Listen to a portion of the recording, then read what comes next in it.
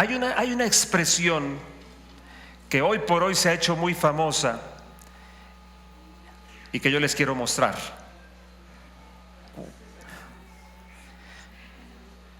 ¿Cuántos conocen esta palabrita hoy y la han oído de alguna manera? Trans. Ahora, yo sé que Transmilenio también, por ahí dijo alguien, ¿no? En estos días me hice una fila de más de 2 horas para que me dieran mi tarjeta personalizada de Tu Llave. Pero ¿saben qué me alegró de esas 2 horas? Bueno, no me alegraron las 2 horas allí haciendo fila, sino me alegró el hecho de ver tanta gente honesta comprando su tarjeta, en lugar de tanta gente que quiere robar la entrada, inclusive en Transmilenio. ¿Se han dado cuenta de nuestra contradicción enorme? Que protestamos por la corrupción de los que están en cargos públicos, pero tenemos prácticas corruptas de manera permanente, continua, en diferentes maneras. Qué contradicción tan grande. Ok, ¿han visto esa palabra? ¿Sí? ¿Alguien la ha escuchado? Trans. Mire, de acuerdo con las implicaciones que hay hoy, discúlpeme que hoy se me quedó mi iPad y me toca usar mi celular, así que espero que no incomode a ninguno que tenga aquí que acudir a esto.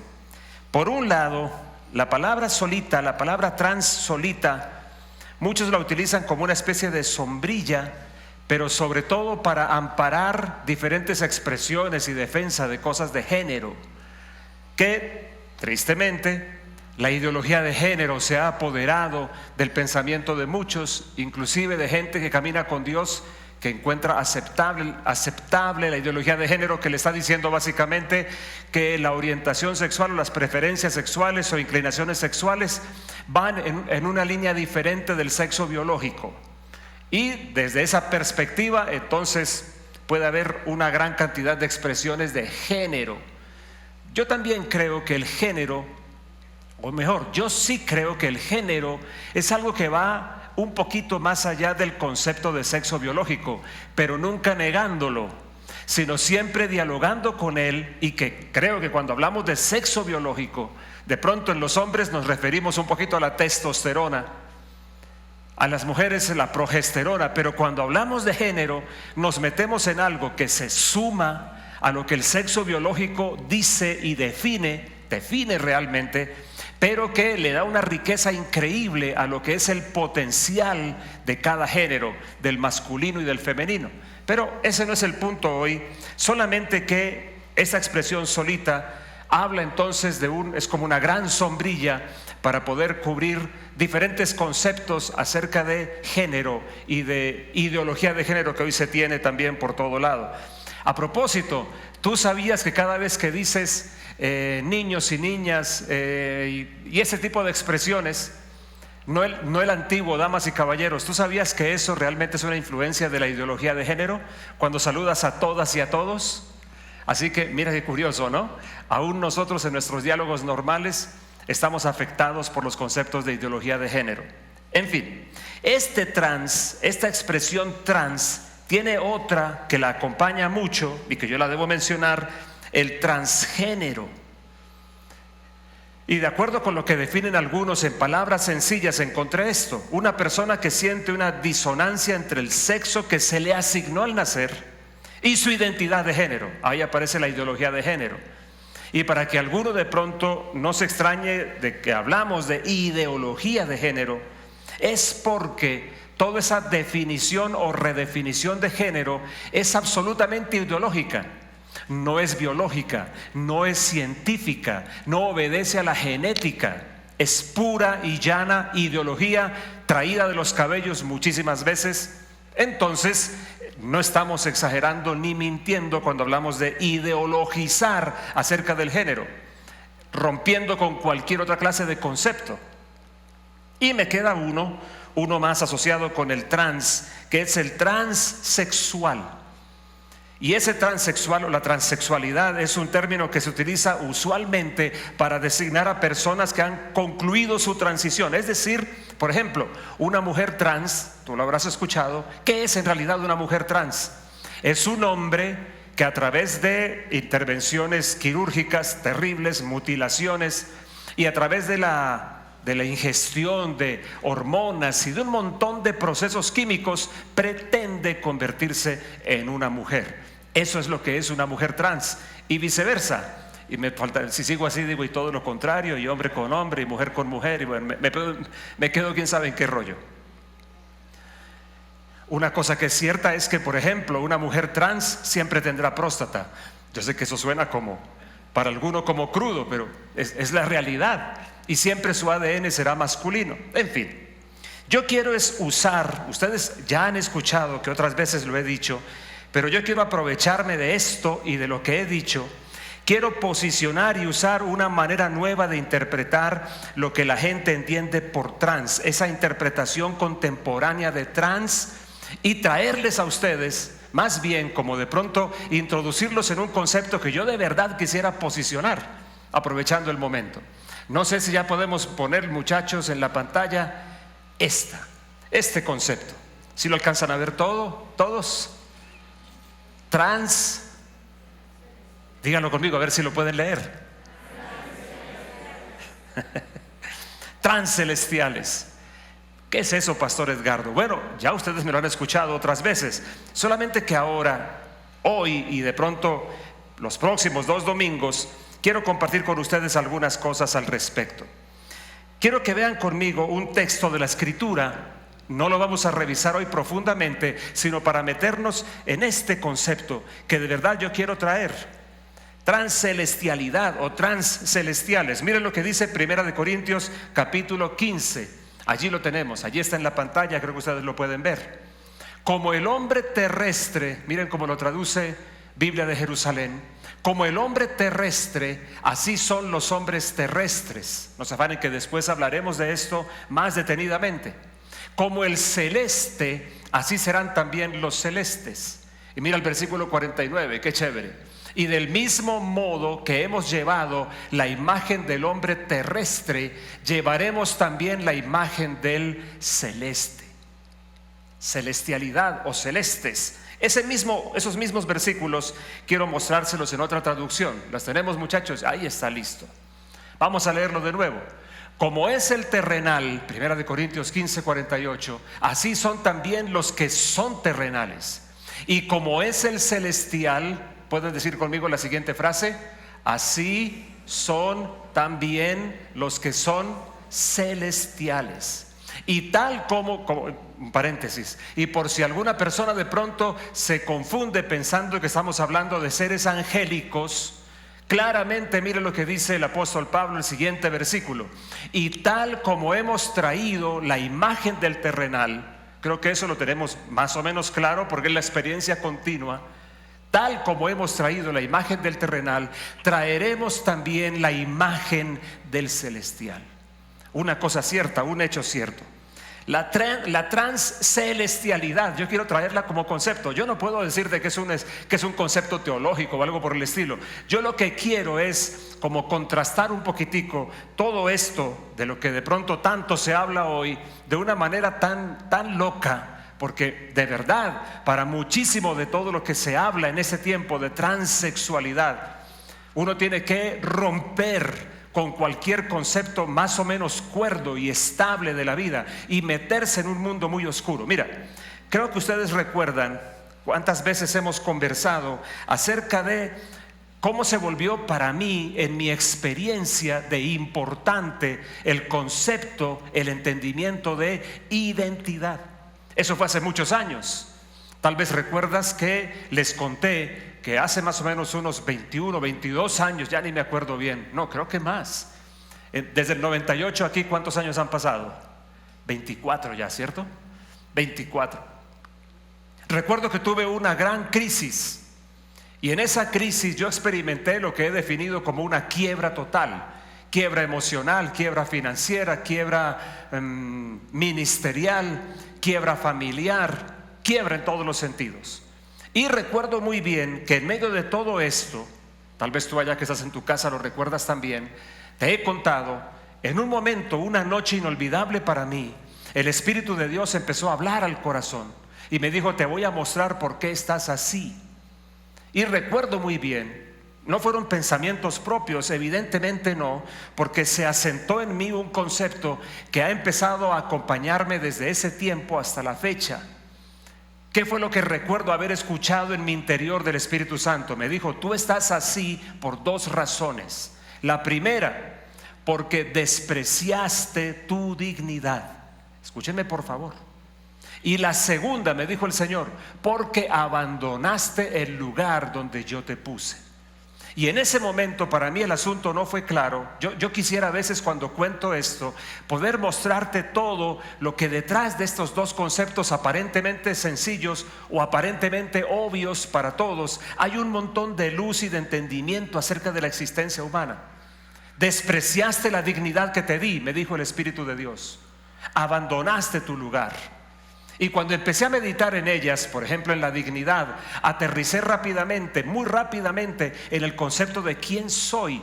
Si desprecié una dignidad dada por Dios, seguramente ignoré un montón de cosas que están vinculadas con eso. Aparece para mí de una forma nueva el concepto de identidad. Y tal vez algunos se identifiquen conmigo en esto, porque de pronto ha tenido crisis de vida como las mías. Yo, por ejemplo, crecí en una familia disfuncional, y ese es un tema que ya complica las cosas. Yo, por ejemplo, crecí sin la figura paterna, y la figura paterna en el diseño de Dios es crucial para que las personas definan bien su identidad. La figura paterna, quiero hacer una diferencia, no me refiero a los padres porque sí, por derecho, me refiero al modelo de Dios y al pensamiento de figura paterna y la importancia de lo que esa figura tiene en las vidas de las personas y lo que en la mente de Dios la figura paterna debería hacer. Ayudarme a definir y a entender quién soy. No pueden ustedes, por ejemplo, no olvidarás tú que cuando Zacarías, el padre de Juan el Bautista, abraza por fin a su niño en los brazos, empieza a decir sobre él todo aquello que él había escuchado de Dios acerca de su hijo. Y tu niño serás llamado profeta del Altísimo, y empieza a decir un montón de cosas. Hoy más que nunca necesitamos rescatar la figura masculina y la figura paterna, porque hay una violencia continua, verbal, ideológica y política en contra de la figura masculina y de la figura paterna. Yo soy consciente de que solamente estamos de moda los hombres si somos gays. Somos bien vistos y bien recibidos, de otra forma no. Ahora, no quiero ahondar más en esto porque me voy a ir para otro lado. Pero la primera cosa que el Señor comenzó a hablarme fue la importancia de comprender quién soy, y que por esa razón, por no comprenderlo bien, por lo menos en parte una de las consecuencias fue despreciar una dignidad. Y la segunda, abandonaste tu lugar. Tú, hermano, ¿tú tienes conciencia de que hay un lugar de Dios para ti? Si somos seres espaciales y si somos seres históricos, ¿están conmigo? ¿Estás conmigo? Somos seres espaciales. ¿Qué quiero decir? Estamos ubicados en un lugar, en un espacio. Somos seres históricos, existimos en un momento de la historia, no somos ideas, no somos fantasías. Si somos seres que están ubicados en un momento de la historia y en un lugar del espacio, ha de ser que tiempo y lugar deben ser muy importantes en la vida de una persona. Y debe haber como un diálogo entre cada persona y su lugar, su momento en la historia, su espacio y su tiempo. Así que es tremendamente dramático desde la Escritura. La Biblia dice: como el ave que se va de su nido, así es el hombre que abandona su lugar. Su lugar, su lugar. Yo recuerdo cuando escuchaba al pastor Randy McMillan años atrás, muchos años atrás, abriéndonos los ojos, hablándonos del profeta Elías y un camino que el profeta Elías recorrió, un camino que fue un camino geográfico, pero que implicó un proceso en la vida de él. Y recuerdo muy bien esto, jamás lo olvidaré. Si tú lees los relatos, Primera de Reyes capítulo 17, 18 y 19, relatos impactantes que no solamente describen, insisto, procesos de recorridos geográficos. Pues recuerdo muy bien que el pastor Randy decía que en cada lugar hubo una frase de Dios para Elías que cambió en el último lugar donde él estuvo. Elías estuvo en 5 lugares. Él parte en un lugar llamado Galaad, allí comienza su historia en la Biblia. Luego va a un lugar llamado Kerit. De allí va a un lugar llamado Sarepta. De Sarepta se mueve a Carmelo, y de Carmelo termina entre comillas su recorrido en Horeb, el monte de Dios. En los primeros 4 lugares, ¿cuántos están siguiéndome? ¿Estás conmigo? En los primeros 4 lugares, Dios siempre le dijo, esto fue una frase muy bonita que el pastor Randy remarcó para nosotros. Dios siempre lo envió y le dijo, allí yo voy a hacer tal cosa. Cuando lo envía de Galaad a Kerit, allí te voy a sustentar. Cuando lo envía a Sarepta, allí de nuevo. Cuando lo envía a Carmelo, allí de nuevo. Siempre Dios le habló de un allí. Pero en el último lugar, el 5.º lugar, a donde Elías llegó, llamado Horeb, y llegó, ¿cómo se diría en buen términos nuestros? Paniqueado, ¿no? Llegó asustado porque una mujer lo amenazó. Y es que yo admito que una mujer brava es una cosa de la que uno tiene que cuidarse. ¿Qué dicen las mujeres? Amén, dijeron pues los hombres, ¿no? ¿Qué dicen las mujeres? ¿Uno debe cuidarse de ustedes cuando están bravas o no? Uy, pero sí, pero por supuesto que sí. Una confesión masculina: ustedes no saben el frío que le recorre a uno por la barriga cada vez que uno ve a una mujer brava. ¿Sabes cuál fue el detalle que el pastor Randy abrió a nuestros ojos? Este fue que cuando Elías llega a Horeb y el Señor habla con él allí, le dice, escuchen esta frase: ¿qué haces aquí? El cambio de lenguaje tan sutil, ¿no? Cada otro lugar, cada vez que fue a otro lugar, Dios le habló de allí, nos decía el pastor Randy. Pero cuando llega a Horeb, que a Horeb Dios nunca lo envió, él llegó a Horeb huyendo de una mujer llamada Jezabel, que era cosa seria. Cuando llega a Horeb, Dios le dice: ¿qué haces aquí? El contraste es obvio, ¿no te resulta obvio? Allí, aquí. Allí, aquí. Ahora, para un profeta como Elías o para cualquier profeta que Dios le hable y le diga ¿qué haces aquí?, pues son malas noticias, ¿no? Si soy profeta, ¿cómo así que Dios me pregunta qué hago aquí? ¿Dónde se supone que debo estar? Elías creo que sabía dónde se supone que debía estar, y no era aquí en Horeb. Él llegó allí no porque Dios le indicó, sino porque francamente estaba aterrorizado por todo lo que era Jezabel. Si somos espaciales como lo somos, si estamos ubicados, si somos históricos, entonces ha de ser que tiempo y lugar son muy importantes. Hay un lugar de Dios para cada uno, y lo que el Señor me dijo a mí fue: abandonaste tu lugar, la segunda razón de tu crisis. Ok, creo que me estoy demorando mucho en esta parte. Yo lo que quiero es decir, creo que hoy, digamos que 24 años atrás, cuando comienzo a hablar de esto y todavía no me canso y procuro entenderlo, ¿cómo yo puedo entender identidad? Una cosa crucial hoy lo veo con mucho más valor cuando aparece esta idea, este pensamiento, la lo que sea, transexualidad, el transgenerismo. Digo, Dios mío, es impresionante. Nunca imaginé que iba a llegar un momento de tanta ruptura de las personas con identidad, de estar tan lejos de identidad y tener que inventar por todo lado cualquier explicación. Cada vez es como cavar un hueco más profundo y alejarse más de la verdad acerca de lo que son, de lo que somos. ¿Vamos bien hasta aquí? Entonces, ¿cuál es mi tema? ¿Trans qué? Lean aquí, por favor. Dios mío. No me cambien el título, muchachos. ¿Me lo han cambiado? Sí, señor, se dice. Muchachos, no me cambien el título, por favor. No me cambien el título. Estoy presentando mi tema todavía. Yo les mandé lean ese letrerito rojo que les puse. Ok, entonces vamos a meternos en nuestro asunto. Lo que yo voy a hacer con ustedes, quiero compartir con ustedes 3 bloques de conceptos, hablando de transcelestial, porque de verdad creo que ese es un concepto real y es un concepto dramático. Apliquemos el trans, pero para comprender un concepto de la Biblia que es poderoso.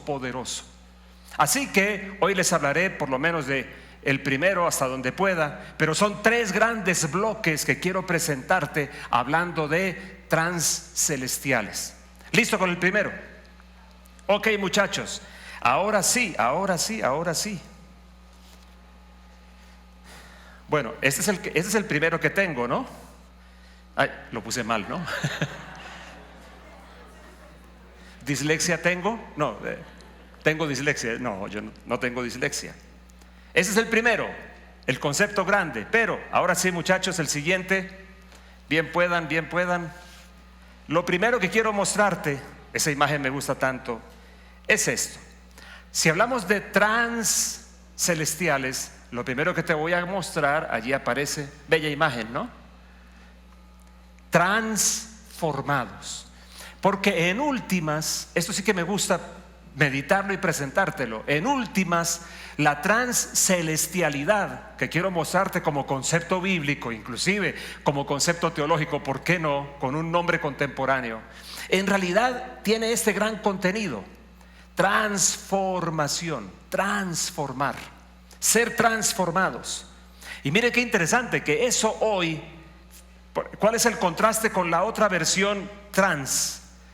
Sea lo que es ¿cómo se llamaría? ¿Qué nombre se me ocurriría bueno para decir? La trampa, la mentira, la prisión de la autopercepción. ¿Cómo se percibe usted? ¿Cómo se siente? Eso es lo que es usted, lo que usted se perciba, cómo usted se perciba, cómo usted se vea, cómo usted se sienta. No en el contexto de lo sexual. Yo encuentro en la Biblia una historia que tiene que ver con eso de autopercepción y el error enorme y lo que produce en la gente. No es, repito, de carácter sexual, pero yo la encuentro en dos hermanos que eran gemelos, Esaú y Jacob. Pero ellos en realidad tenían una percepción, una autopercepción incorrecta. El mayor, que era Esaú, que era el primogénito, no quería ser el primogénito. Él alguna vez le dijo a su hermano que eso para qué le servía, que al fin de cuentas un día se iba a morir, que eso para qué le servía. Qué tristeza que un hombre de aquella época, hijo de patriarca, no comprendiera el privilegio y la oportunidad que significaban para él ser el primogénito, y él lo despreció. ¿Sabes cómo lo llama el autor de la carta a los Hebreos? ¿Sabes cómo llama a Esaú? Lo llama el profano.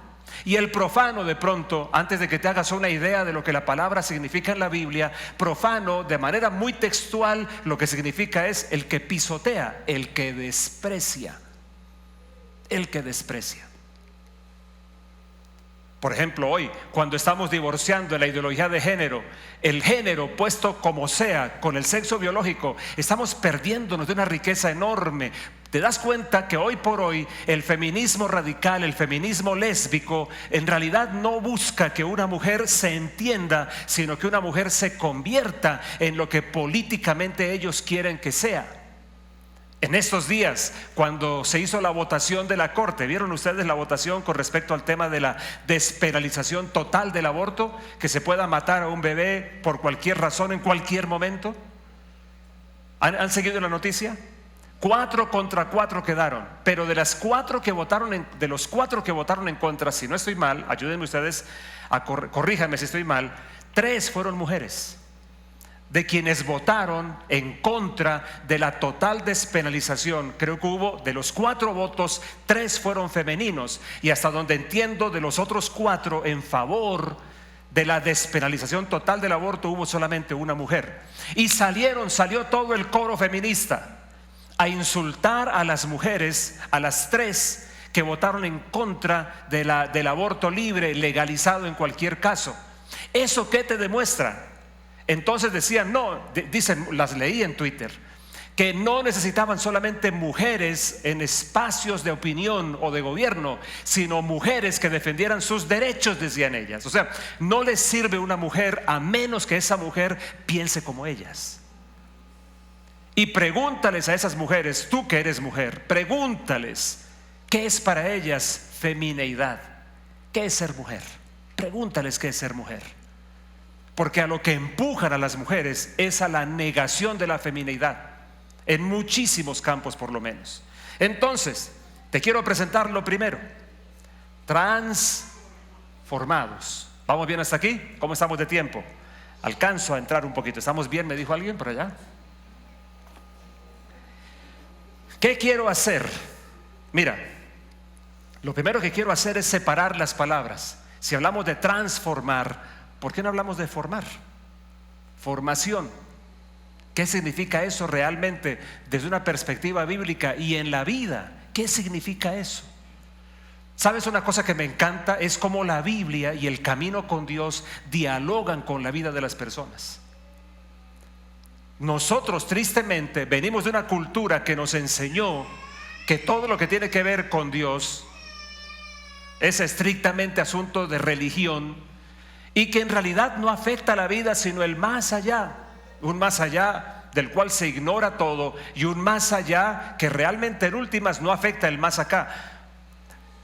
¿Cuántos de ustedes leyeron o supieron algo acerca de la novela que luego se volvió película, La Virgen de los Sicarios? ¿Cuántos están familiarizados con esa lectura? ¿Ninguno? Oh, estoy sorprendido de esto. ¿Ustedes de qué edad son? Pero ¿saben qué me llama la atención? Que cosas como esas a la generación de hoy le están haciendo falta para entender mejor los errores en los que están incurriendo. ¿Sabían ustedes? Porque ustedes, entonces voy a decirles a todos, muchachos, ninguno sabe de qué estoy hablando. Una película famosa, La Virgen de los Sicarios.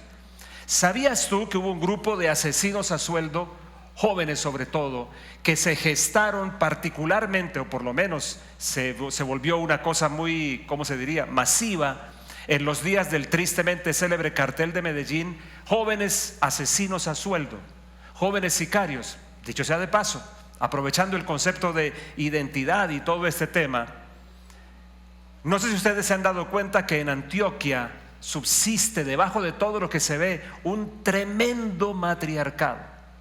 Entonces, estos muchachos de hace unos 30 años se levantaron con este concepto, el concepto de la cucha, y por la cucha, la vieja, su mamá, lo que fuera, lo que sucediera, que padre, que es un dicho muy de nuestra cultura, padre es cualquier,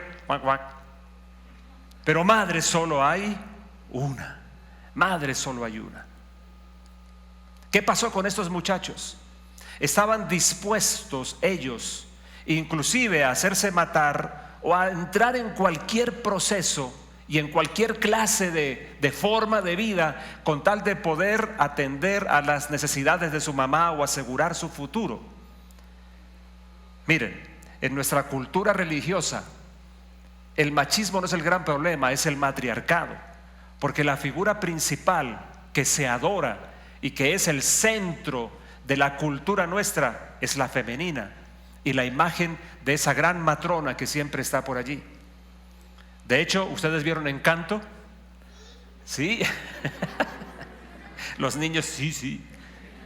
Allí aparece esa figura femenina, esa figura de la mujer como el centro de la familia. Les cuento entonces, como ustedes son todos muchachos y no saben de qué hablo, estos jóvenes, cada vez que iban a cumplir un cometido, a cumplir su trabajo de matar a una persona, iban primero a este templo famoso donde se adoraba a la Virgen, y por eso se nombró luego la Virgen de los Sicarios, para pedirle que en su trabajo los acompañara y que no sufrieran daño. No puede haber perversión mayor del concepto religioso, digo yo, en nuestra cultura que ese. El acudir a lo divino, entendido en esta Virgen, el acudir a lo divino para poder pedir la ayuda celestial en el propósito de matar a otro y que al hacerlo no se sufra daño. Bueno, lo bello de la Escritura, lo bello del Evangelio y del caminar con Dios y de la lectura de la Biblia es que dialogan con la vida y que pretenden ayudarnos a comprender el camino y cómo vivir.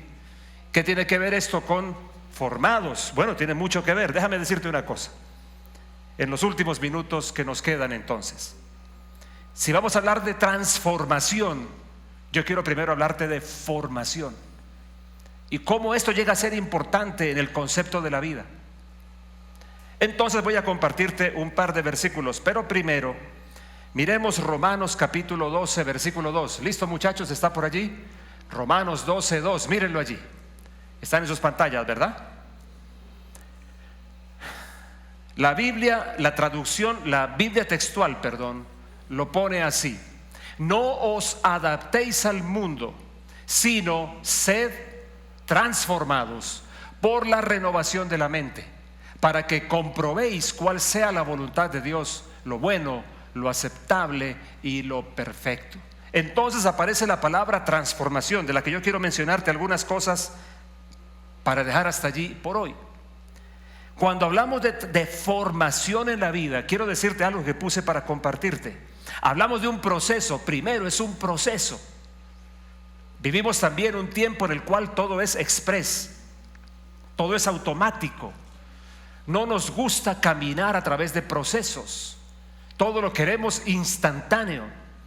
De hecho, uno de los grandes problemas que están afrontando nuestros docentes en el Bet Shalom, y creo que los docentes en todo lado, es la incapacidad de concentración que se desarrolló en los muchachos nuestros y con la que ellos ahora están teniendo enormes conflictos. Todo es así, instantáneo, automático, cuestión de segundos. Bueno, la vida con Dios no. Es un proceso. Cuando hablamos de formación hablamos de un proceso, pero escúchenme, un proceso por medio del cual Dios ajusta a sus hijos para que puedan desarrollar su potencial en todos los campos y alcanzar su destino. No es un proceso para adecuarme para el cielo, es un proceso, la formación es un proceso para adecuarme para la vida, para una vida exitosa, para una vida que realmente tenga sentido y que tenga fruto.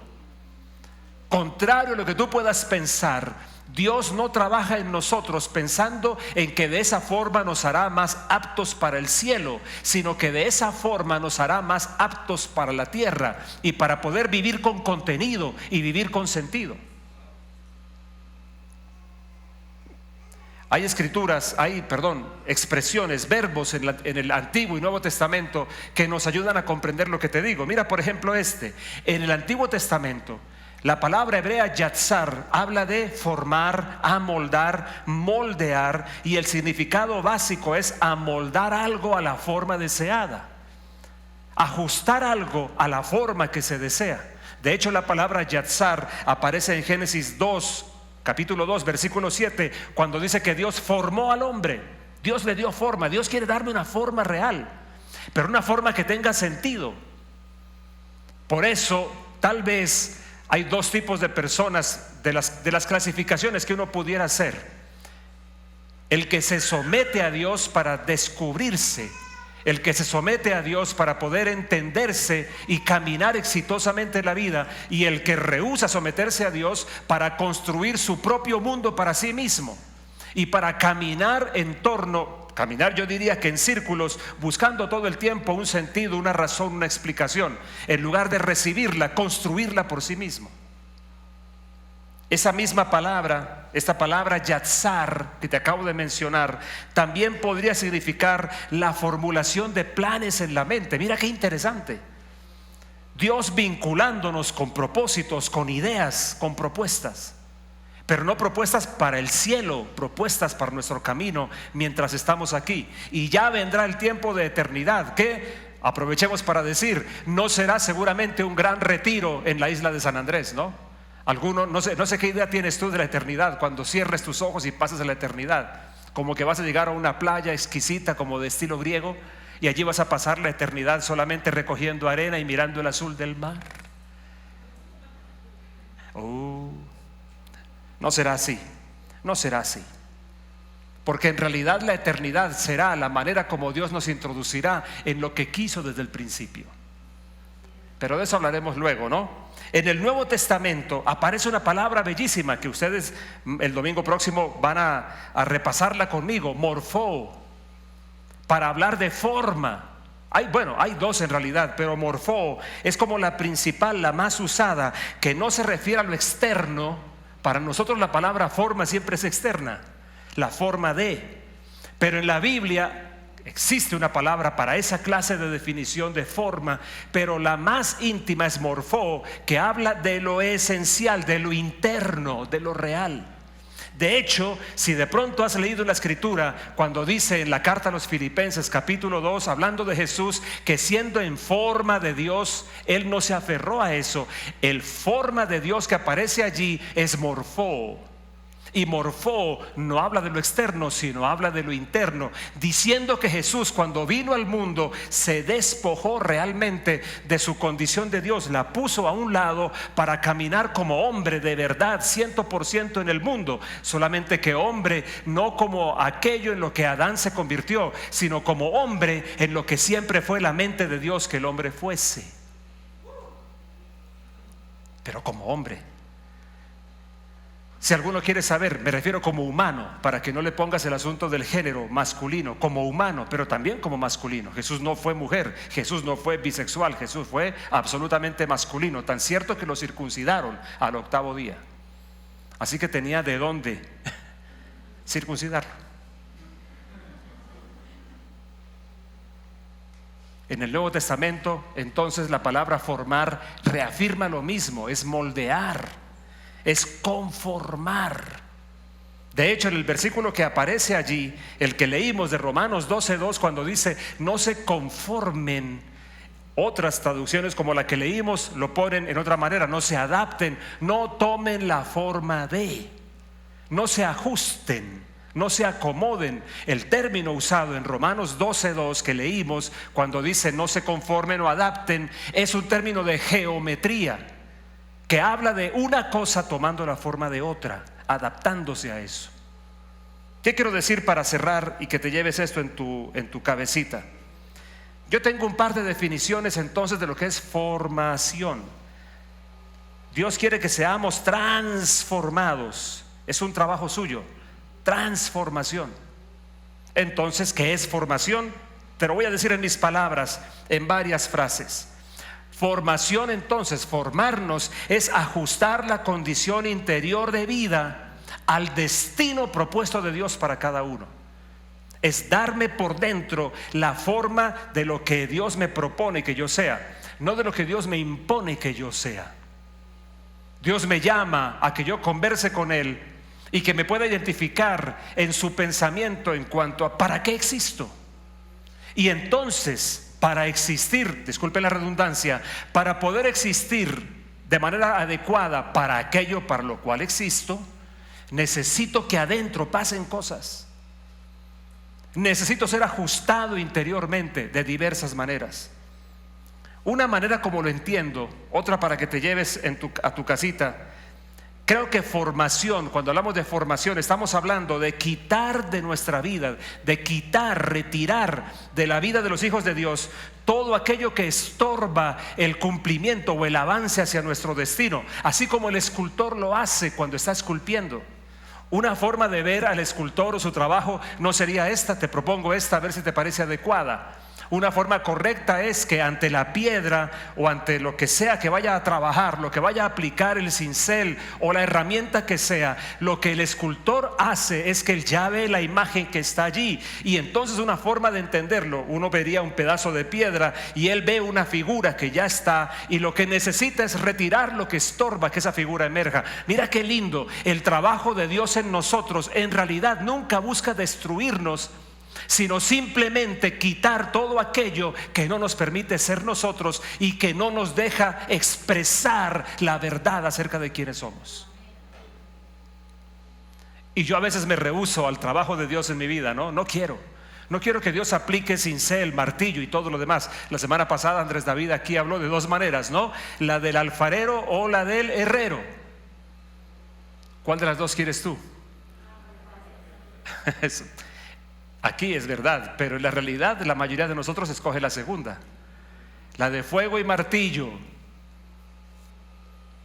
Una forma más de entenderlo. ¿Qué es formar? Es equipar a un hijo de Dios en todos los aspectos, en todos, para que cumpla su propósito. Y propósito no se resume a una realización dentro de los cuatro muros de lo que llamamos iglesia, o dentro de la estructura de una iglesia, la estructura que tiene, que va más allá de unos muros. Propósito de Dios afecta absolutamente todo el entorno, todas las posibilidades de misión de vida. No se encierran solamente. Nosotros tenemos que romper para comprender bien esto, romper de verdad con ese concepto que nos hace separar sagrado y secular. El mundo no está dividido así a los ojos de Dios. Todo todo campo es un campo sagrado y en todo campo hay una misión por cumplir. Ok, lo último que te voy a decir, y con esto cerramos por hoy. De la misma forma como se vacía un material derretido, un material sólido obviamente, derretido en un molde para que tome su forma, la idea de Dios al formarnos tiene que ver con hacer maleable el corazón para que, a través de un ablandamiento de Dios obviamente, para que podamos tomar las características adecuadas para poder cumplir con el destino. Destino, la palabra destino que tenemos que redefinir. ¿Te acuerdas que te lo he dicho? ¿No es el destino de los tangos o de las rancheras? Qué pena con ustedes, es que siempre me acuerdo de la expresión de café con aroma de mujer. Es su destino que un mal amor vista su alma de negro duelo. ¿Se acuerdan? Es su destino. Ya está ahí. Destino es propósito, destino es razón para existir. Claro, una de las cosas que jamás debemos separar es que somos seres hechos para la eternidad y que el destino final nuestro nos conectará con una existencia eterna en algún ámbito que se define aquí. Sin negar eso, porque allá iremos, yo te quiero traer a lo primero: formar.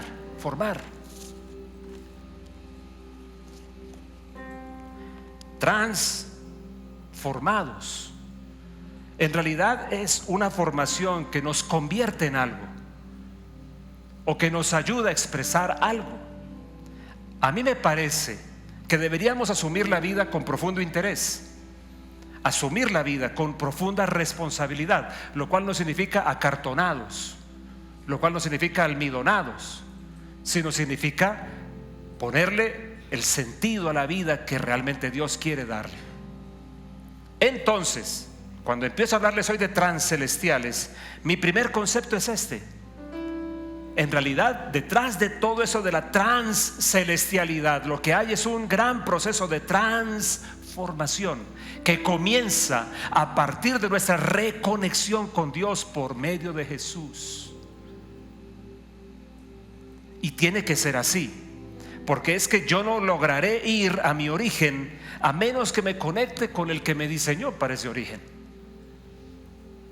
Yo podré pasearme por los rincones de la vida pareciéndome sin lograrlo, a menos que por medio de una conexión con Jesús yo termine por fin de descubrirme y entonces comprender y aceptar que hay un propósito y que hay un proceso a través del cual Dios me quiere llevar, para que entonces yo alcance en algún momento la libertad mayor que uno puede experimentar en el mundo, la libertad de la esclavitud, de la muerte y todo lo que significa eso, y la libertad también de parecerme a otro y dejar de ser yo, comprender por fin mi realidad y mi esencia, y que todo en mí se ajuste a eso, transformado. Por eso uso lo primero. Mira qué tremendo, en lugar de transsexual, transgénero, transformado. Para realmente, en el camino de las otras expresiones de trans, todo es convertirme en lo que caprichosamente yo creo que debería llegar a ser, y todo en términos la mayoría de veces de apetitos sexuales, tristemente, ¿no? Mientras que el otro es más bien, a partir de un descubrimiento por lo menos inicial de quién soy, comenzar a recorrer un camino donde me empiezo a despojar de todo aquello que no deja que la verdad de quién soy emerja, y que yo termine conectado con aquello para lo cual yo existo. Vivir para aquello para lo cual vivo. Un camino de descubrir quién soy, convertirme por fin en quién soy. Sí, yo sé que suena raro. Llegar a ser quien soy. Esa es la transformación. Los otros trans son procesos terribles, dolorosos, dañinos, esclavizantes, para alejarme cada vez más de la verdad de quién soy, con el discurso de convertirme en alguien, que eso es lo más triste. Voy a pedir que estén de pie conmigo. ¿Tiene sentido lo que te estoy diciendo hoy?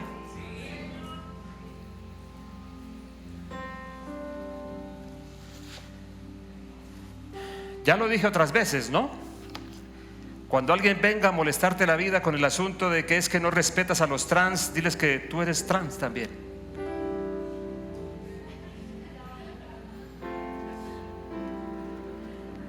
Es que ustedes no ayudan, ¿no? Solo se ríen. Diles que tú eres trans. Yo recuerdo en un sobredosis de los que hicimos en 2019 en Brasil, lo dije muy claramente en algún lugar: yo también soy trans. Estoy saliendo del closet, solo que yo soy trans celestial. Estoy siendo formado para expresar algo, formado para ser trabajado, digamos, para ser libre de todo aquello que me roba la verdad de quién soy y que no me deja ver la vida, mi vida, como Dios quiere que yo la vea. Entonces, lo primero, no sé si alguno de los que está aquí hoy, si alguno aún no le ha dado su vida a Jesús, esto parte, todo lo que estoy diciendo tiene un inicio, y ese inicio es una reconexión con Dios por medio de Jesús. Jesús es nuestra perspectiva, sus ojos son los que nos pueden ayudar, a que se abran los nuestros, su mirada y sus palabras. Tú necesitas a Jesús para comenzar a comprender lo que estamos hablando. Pero si ve, dirá alguno, ese es el discurso, y siempre Dios, siempre Jesús. Bueno, es que siempre tendrás los ojos de alguien para poder ver la vida. ¿Cuál es el problema? No, que son los míos. Los tuyos siempre estarán en conexión con algunos otros para comprender el mundo. Si alguna persona aquí, o si de pronto tú que me estás viendo, no le has dado aún tu vida a Jesús, nada de lo que te estoy diciendo tendrá sentido sin Jesús. Y por favor, estoy hablando claramente de conceptos erróneos de transexualidad y transgénero, pero no porque aborrezca a una persona que crea en eso, sino para poder decirle: hay otro proceso que realmente es liberador, transformación para convertirnos en lo que realmente somos. Necesitas darle tu vida a Jesús también. Vamos a orar un momento antes de cerrar nuestra reunión ya. Y quien aún no le ha dado su vida a Jesús, sígame en esta oración. Si estás aquí o si estás allá, dile así: Señor Jesús, abro la puerta de mi corazón a ti. Te acepto como mi Salvador. Te acepto como el Señor de mi vida. Con mi boca declaro que creo que Jesucristo es el Hijo de Dios, que vino al mundo para morir tomando mi lugar y que resucitó para darme una vida nueva. Vamos, dile esto: Señor Jesús, te entrego mi corazón. Quiero caminar contigo desde hoy y para siempre. Amén.